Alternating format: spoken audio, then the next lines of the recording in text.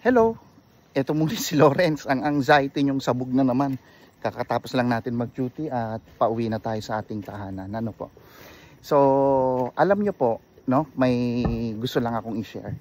Ang taong nakakaramdam ng anxiety, no matter how good their life is, kahit successful sila, kahit maganda ang takbo ng buhay nila, no, parang may kulang at parang nalulungkot sila, no? The same din to ng taong may depression.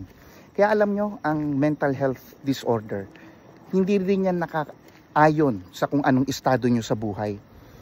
Kung minsan, ang mga taong nakakaranas nito, hirap sila maging masaya at kontento sa buhay because nahihirapan ang kanilang kalooban. So, ang pinakamaganda po talagang gawin kapag ganito na ang inyong nararanasan is to seek help. No, find a health therapist, mental therapist, or support system. Walang masama na lumapit at humingi ng tulong sa inyong mga kamag-anak at kaibigan. Kasi mahalaga po yun. Baka hindi nyo napapansin sa sarili nyo, pero yung mga tao sa paligid nyo napapansin na merong nagbago sa inyo. So, maliit na ano lang naman, o maikling paalala. So, ayun lang po.